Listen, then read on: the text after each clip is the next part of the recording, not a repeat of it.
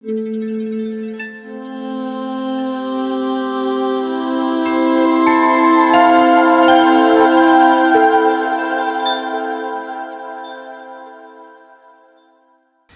I want to speak to you about the disciple heart. This is our theme. It's about abiding in Christ, growing as His disciples. The Bible says in Luke chapter 9, verse 23 to 24. Then He said to them all, "If anyone desires to come after me," this is Jesus speaking about to His disciples. Then He said to them all, "If anyone desires to come after me, let him deny himself." Notice the word, let him deny himself and take up his cross weekly. Daily? Diba this? Daily. Araw-araw pala. Amen? Take up his cross daily and follow me. For whoever desires to save his life will lose it, but whoever loses his life for my sake will save it.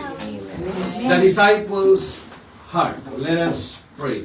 Father God, I thank you that your word be our life and spirit. As I'm going to share your word to your people tonight, yes, your servant and instrument, only give me honest conviction, clear speech, so that I may preach your word with power and boldness without compromise, to bring glory and honor to your name alone, in Jesus' name. Amen. Amen. One more time, give the Lord a clap of praise. The disciples' heart. Church, as we begin this year long journey under the theme Abiding in Christ, growing as His disciples, the Lord does not start with what we do.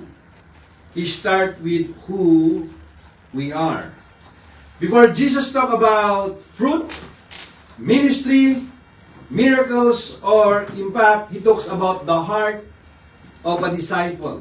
Because abiding in Christ is not first an activity. It is a heart posture. If you notice it, it's always start from the heart.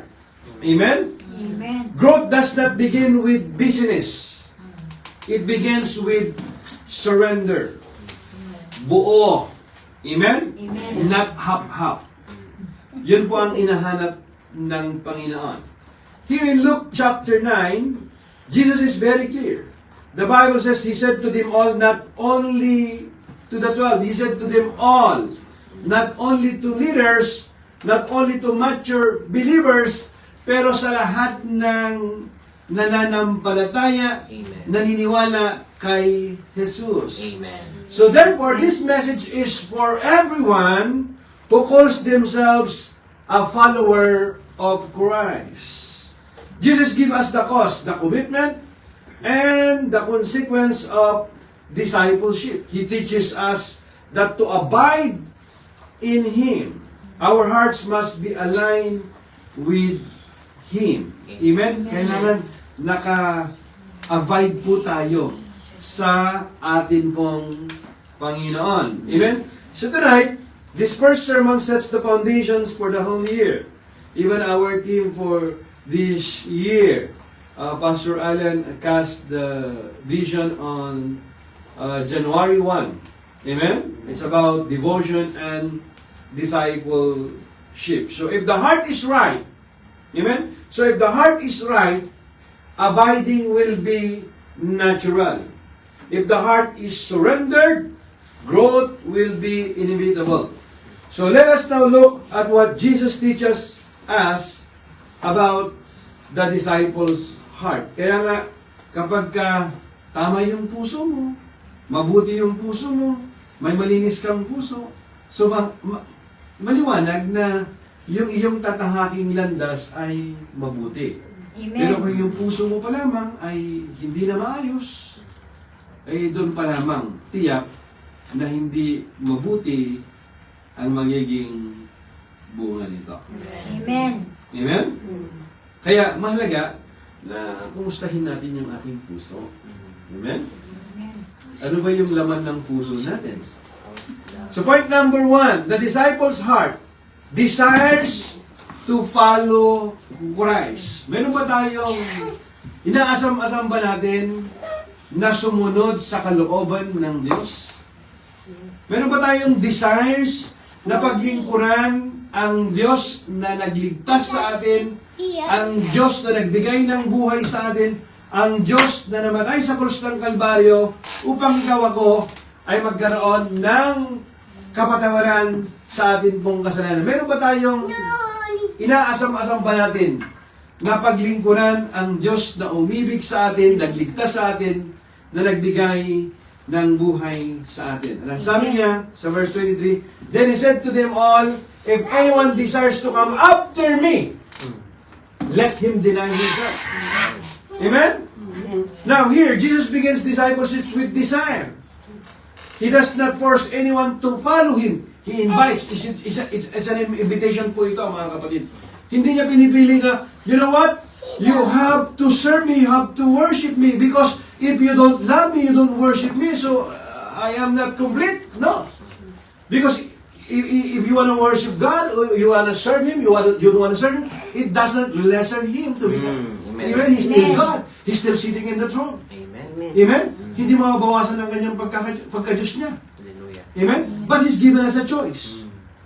Kung sasambahin ba natin siya, pag-uulan ba natin siya ng panahon, o hindi? So ano ba yung atin pong 2025? Siya ba yung priority natin sa buhay? Amen? Amen. So that's why Jesus begins discipleship with desire. He does not force anyone to follow Him, but rather He invites. The word desire speaks of a personal decision. Not family tradition, not church attendance, not even church obligation. Amen. Amen? To come after me means to walk behind Jesus as a student, follow as a teacher. It means Jesus sets the direction, the pace, and the destination. Many people wants to follow Jesus, and even many people wants Jesus as Savior, but fewer want Him as Lord. They want Jesus only as Savior. That's why when you ask them, who is Jesus in your life? He is my Savior. Praise God on that. Indeed, He is a Savior. Amen. But remember, Jesus is not only a Savior, He's also a Lord and Savior. Means He is your Master.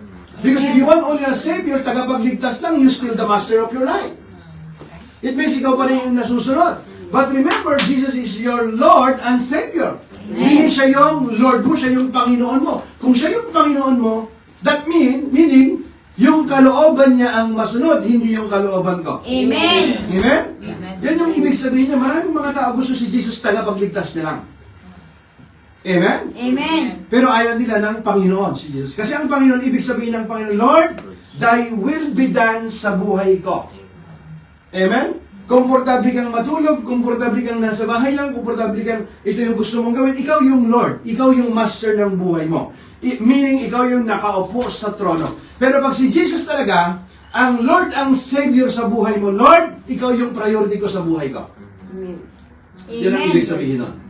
Amen? So that means mayroon po siyang commitment, mayroon po siyang you have to persevere. It requires sometimes sacrifice. Amen. That's why sabi niya, let him deny himself. Gusto mong matulog. Mayroon kang labahin, mayroon kang ayusin, pero iwan mo muna sandali ito kasi gusto mong mag-spend ng time because you want to spend time in the presence of God. Amen. Hallelujah. Amen? Diyan mo masasabi talaga na si Jesus nga ang Panginoon at tagapagligtas ng iyong buhay. It means Jesus sets the direction. Amen? Amen. Many want forgiveness, but not followers. Gusto lang nila ng forgiveness, pero ayaw nila ng sumunod sa kalooban ng Panginoon. They want to surrender their life to Christ, but not everything. Because Lord, I am not ready. Amen. I want to surrender this area of my life, but not relationally. I want to surrender, Lord, financially. Always financially. Amen. But Lord, relationally, ako nang bahala dun, Lord. Really? Ang gusto ni Lord sa atin, every area of our lives. Amen. Amen? Palapakan natin ang Panginoon. Praise the Lord. So a true disciple's heart says, Lord, I need you. I want you, not just your blessing. When you talk about blessings, my brothers and sisters, many people think that when you talk about blessing, it's just finances. You can have money, a good career, but if you don't have Jesus in your life, still there is something missing. Amen. Amen? Some people, they have money, they can eat anything they want, and they can put anything they want in their table. Think about it. Sabi niya, ano ba yung ulam ko ngayon? Sabi niya, Sita, anong gusto mong ulam ngayon? Di ba? Manok o baka? Anong gusto mong grapes? Yung pula o yung green? Di ba? So, pwede niyang mapili yung kanyang gusto eh. Di ba? Saan tayo uuwi? Doon sa kabilang bahay o sa isang bahay? Kasi dalawa yung bahay niya eh. Hindi na alam kung saan siya uuwihan niya eh. Right? Pero lahat mayroon ganyan. Pero kung yung puso mo hindi maayos, kahit masarap yung ulam mo, kahit yung ulam mo sinigang, parang ano na eh. Ano to, papaitan ba ito? Hindi mo malasahan eh. Bakit? Kasi kahit ang sarap-sarap ng kain tayo, may masarap yung bulalo. Kahit hindi, kasi wala kang ganang kumain. Bakit? Kasi, when you talk about blessings, it's not only finances. Amen. Blessings means the result of your life. Hallelujah. Blessings means the anointing of God in your life. Amen. Blessing means mayroon kang Kristo sa buhay mo. Praise God. Blessings means mayroon kang Diyos sa buhay mo. Hallelujah. Mayroon kang bahay, maayos na trabaho, mayroon ka lahat. Pero kung wala kang Diyos sa buhay mo, wala nang halaga ang buhay. Amen. Hallelujah. God. Amen? Hallelujah. Palapakan natin ang Panginoon.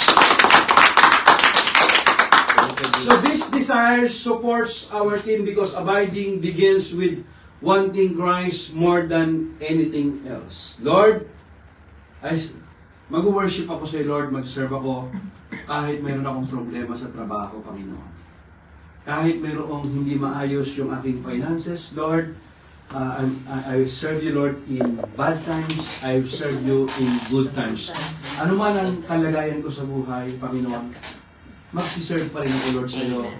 Magpupuri pa rin ako dahil alam ko na ikaw ang Diyos na di nagbabago. Amen. Hallelujah. Amen? Palapakan natin ang Panginoon.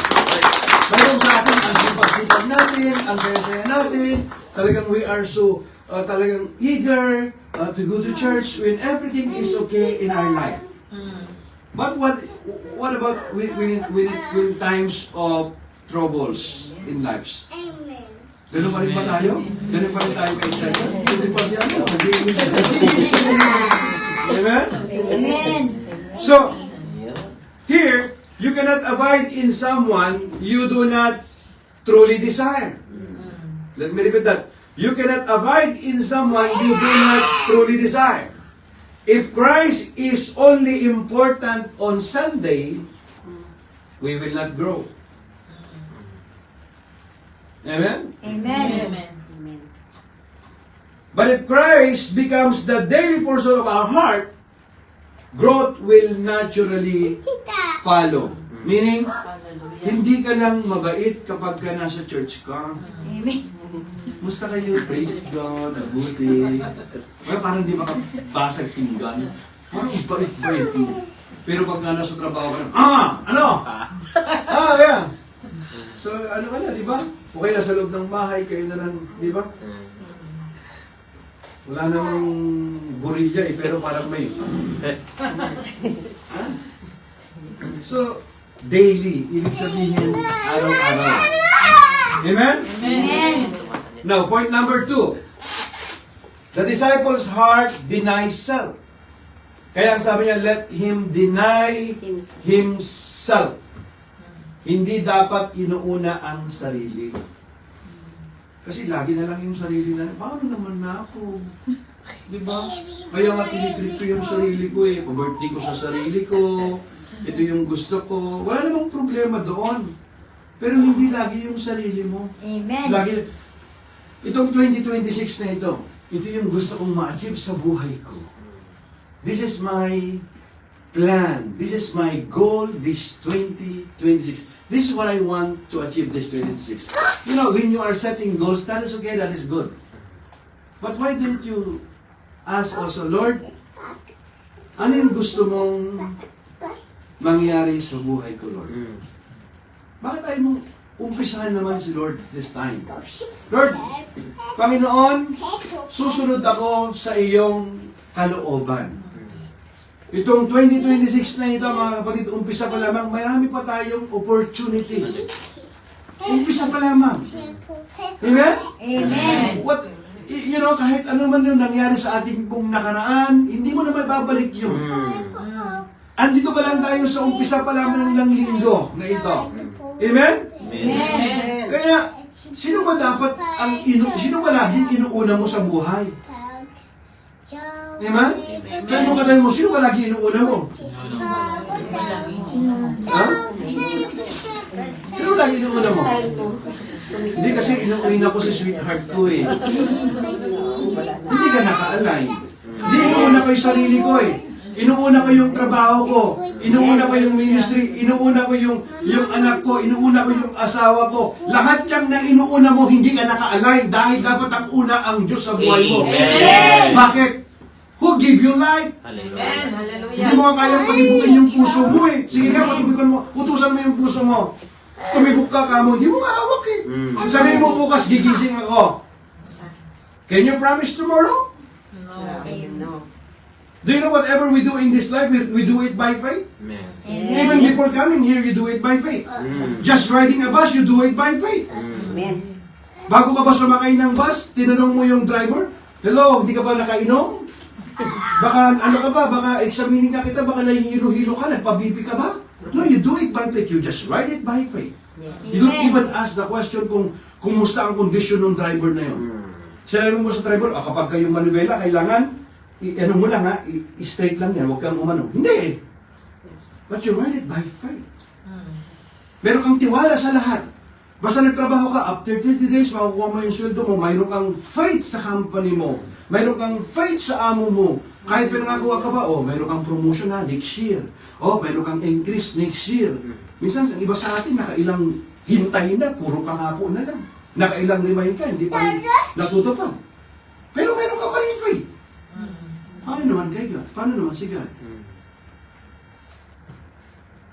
Hello? Amen. Amen. Sino ba yung number one talaga sa buhay natin? Madali lang naman maunawaan kung sino yung number one eh. Gusto nyo maintindihan kung sino una? Ano ba yung lagi mong iniisip? Ano ba yung lagi mong ginagawa? Then that is your idol. Where do you spend most of your time? Yan yung number one sa buhay niyo. Yung iba ang number one sa buhay niya, yung problema niya na. Paggising niya sa umaga, yung problema iniisip niya. Bago siya matulog, yung problema niya iniisip niya. Kaya lahat ng minamagnify mo, lumalaki kahit maliit. Everything that you magnify, it gets bigger. Amen. Amen? Just like a magnifying glass. Because you magnify, it gets bigger and bigger. You don't notice it. Amen? Amen. At ngayon, yung Diyos mo lumiliit. Bakit? Kasi doon ka nakafocus. Why? But we are called what? To magnify the Lord. Because if we magnify the Lord, yung problema mo, hindi mo napapansin lumiliit na siya. Bakit? Kasi mayroon kang malaking makapangyarihang Diyos. Palapagan natin ang Panginoon. Amen? Amen. So, this is where discipleship becomes difficult. Jesus does not say, deny sin. Only, He says, deny self. Self is the center of human nature. Alam niyo ba na yun? Self-centeredness. Self is the center of human nature. That doesn't mean nakalimutan, dapat na hindi mo alagaan ang iyong sarili. No. Kailangan din natin alagaan yung ating sarili. Self wants control. Self wants comfort. Self wants recognition. Alam niyo ba yan? Kaya minsan kapag mayroong hindi napapansin, nagtatampo. Bakit gusto niyang i-recognize eh? Pero yung mga mag-darling, kapag ka hindi na-recognize, wala ka napapansin. Nagpagupit lang yun, nag-ayos lang ng buhok, hindi mo napansin, wala ka napapansin. Wala naman. Tapos mag-iisip na lang iba, ang dami mo kasing iniisip eh. Kaya pati ako, di mo na ako napapansin. Nako. You with me? Amen. Amen? Amen. So, self wants comfort. Self wants recognition. Kaya kapag hindi ka nare-recognize, anong ginagawa mo? Tatampo ka, nadi-disappoint ka, nadi-discourage ka.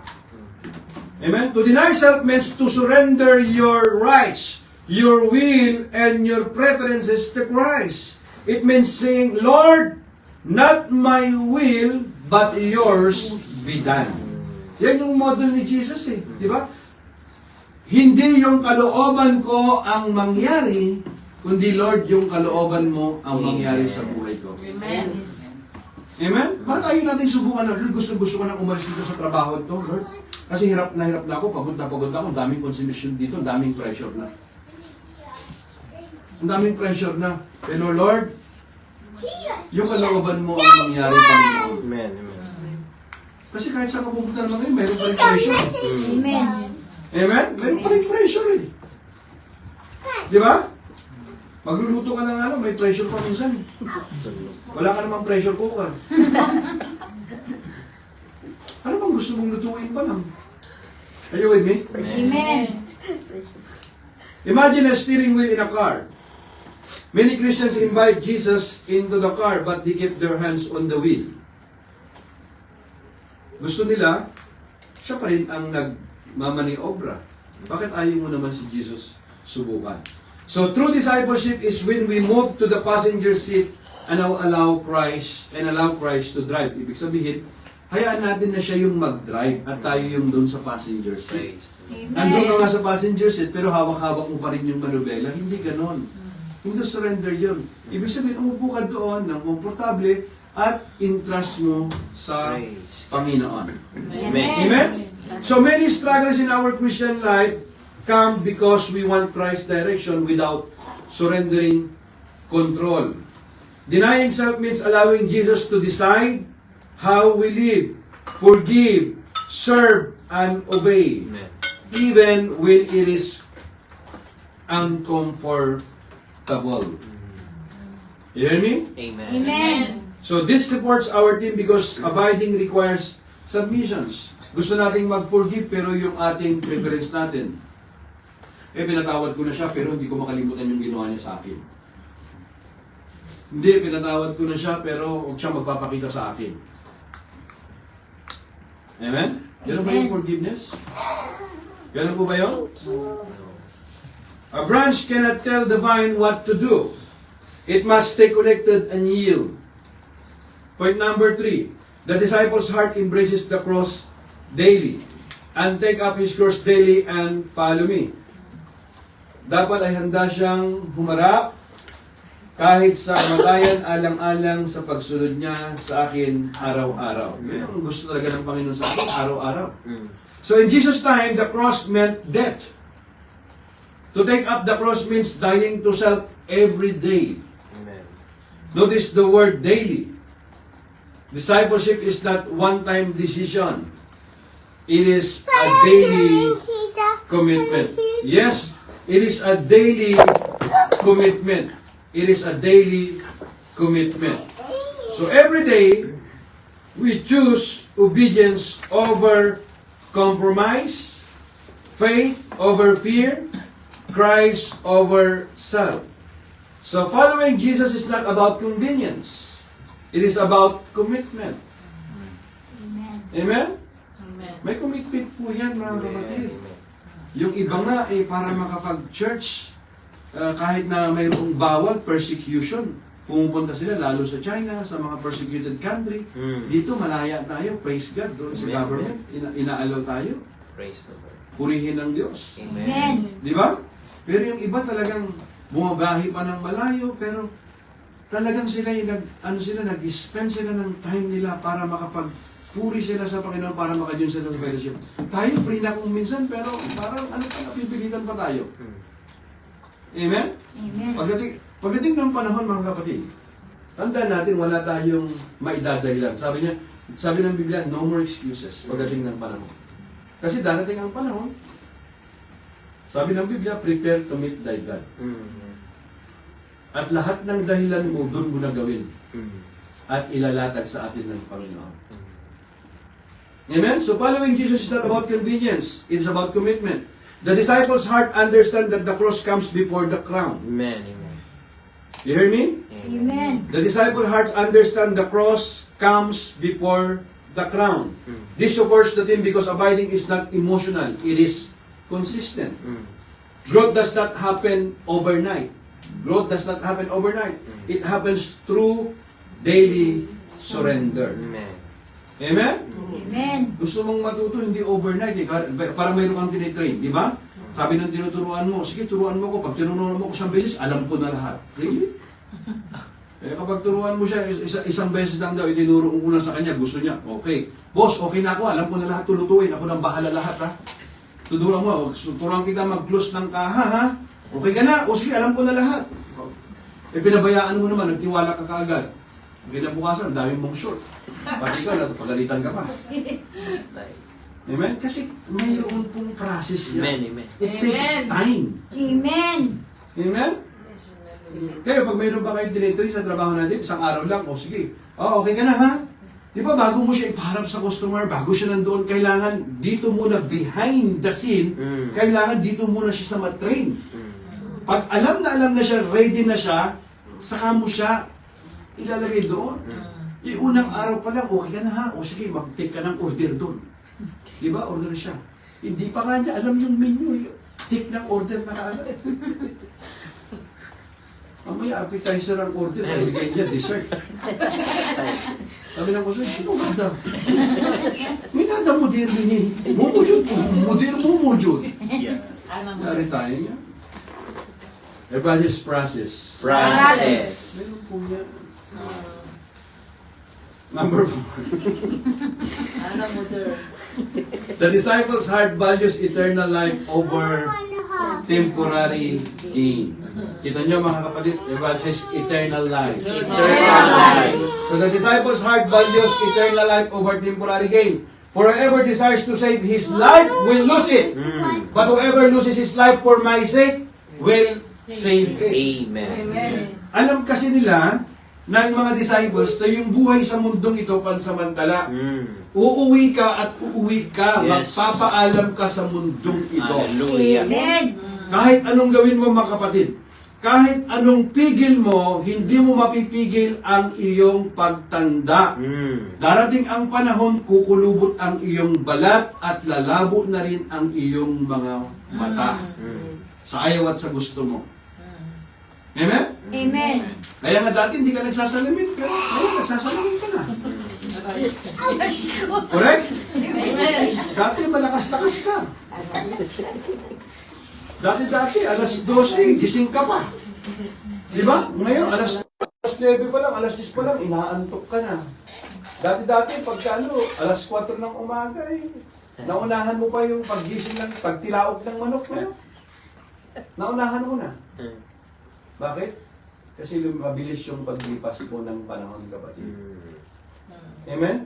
Amen. Alam niyo po ba yung buhay natin dito?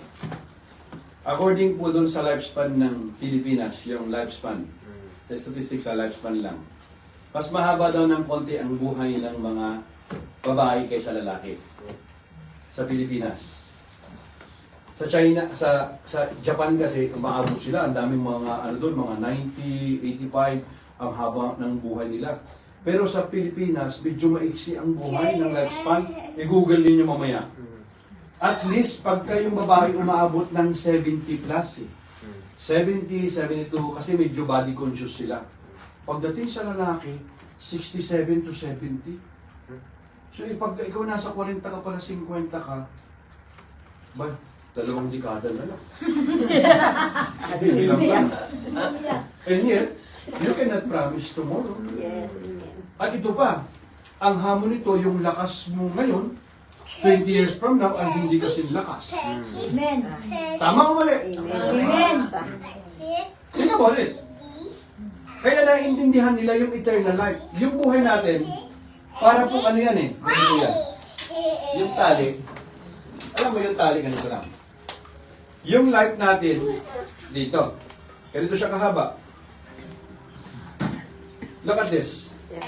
So this, 10, 20, 30, 40, 50, 60, 70, 80. Medyo gawin natin, medyo graceful tayo. So, hanggang, tingnan natin, halimbawa hanggang 90.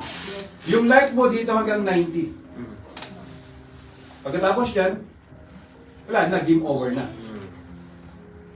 Correct? Pero pagka nasa 50 ka, medyo teka muna, yung lakas mo, hindi na kasing lakas. Maliban lang kung talagang ikaw ay maalaga kasi yung katawan, lagi ka nag-exercise, 90, pero pagdating dyan, tapos na. Alam niyo po yung eternal life?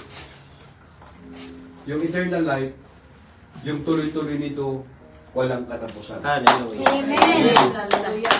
Bakit mo Praise the Lord. pinag-uukulan mo ng lubos na panahon yung buhay mo na hanggang dito lang? Hanggang dito lang? Paano naman yung eternal life? Sabi ng isang pastor, na kaibigan ko, sabi niya, alam mo kung anong ibig sabihin ng eternal life? Sabi niya, yung ibon, tutuka siya ng palay, dadalhin niya papuntang buwan. Pabalik-balik siya rito sa earth, papunta ng buwan, dadalhin niya yung palay, tuka niya, dadalhin niya doon. Pabalik siya ulit, magka-travel siya. Sabi niya, kapag napuno na ng ibon yung buwan ng palay, that is the beginning of eternal life. It's just the beginning. Paano natin pinag-uukulan yung panahon ng ating spiritual life? Bakit yung puro yung physical lang natin? Eh hanggang alam naman natin na hanggang dito lang. Tapos na.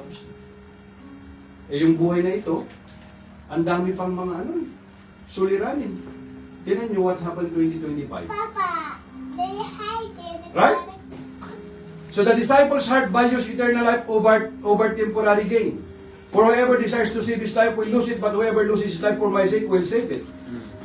Jesus presents a divine paradox. Those who live only for this world will lose everything. We lose everything. Think about it. Because whatever you have in this life is not belongs to you. Amen. It belongs to somebody. Even your house that you build. Really? Am I serious? Yes, am I serious? Amen. Yung pinag-ipunan mo ng 20 o 30 years sa abroad, tinayo mong bahay, binili mong lupa, pagdating ng panahon, is not belongs to you. Sabi ng Biblia, dahil sa alabok ka nagmula, sa alabok ka rin babalik. Amen. Tama o mali?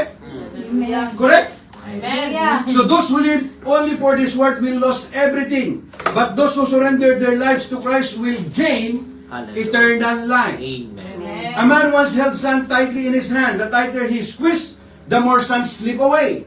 When he opened his hands, what remains stayed. Likewise, when we cling to our life, we lose it. When we surrender it to Christ, we gain what truly matters. The world tells us to protect ourselves. The world tells us to promote ourselves and prioritize ourselves. That is the word is teaching us. Amen? But the Bible says we have to put God first in our lives. Amen. Why? Because did God deserve it? Yes, because He gave us life. Praise the Lord. Jesus tells us to surrender ourselves. What we give to Christ is never lost. It is what? It is transformed. This supports our team because abiding in Christ shifts our focus from temporary success to eternal fruitfulness. So church, my brothers and sisters, discipleship is not about perfection. Hey, yours. It is about direction. It's not about perfection. You cannot live a perfect life because we are a fallen nature. Kahit anong gawin mo, hindi ka perfecto. You are not a perfect wife or perfect husband. And you cannot be a perfect father. Kahit anong gawin mo. Mama, one meal. Amen? Amen. Kaya kahit sabi niya, ginawa ko na ang lahat pero kulang pa rin. Kasi kahit anong gawin mo, hindi mo mapupulpil, masasatisfy yung kagustuhan ng kapwa mo. Mommy, touch. Laging mayroong kulang. Kasi hindi mapupuno. Kasi ang makakapuno lang ay ang Diyos Amen. na nakakilala sa iyo at nagbigay ng buhay sa iyo. Hallelujah. So it is not about how strong you are, but how surrendered your heart is. So as we begin this year, long journey, Jesus is calling us back to the heart of discipleship. A heart that desires Him, a heart that denies self, a heart that embraces the cross, a heart that values eternity. Will you stand up, my brothers and sisters? Yes, a heart that values eternity. Amen. This may sound costly, but it's also hope-filled. Jesus does not call us to lose our life, to destroy. Jesus does not call us to lose our life to destroy us. He calls us to lose our life so we can truly find it, so that we can truly find life.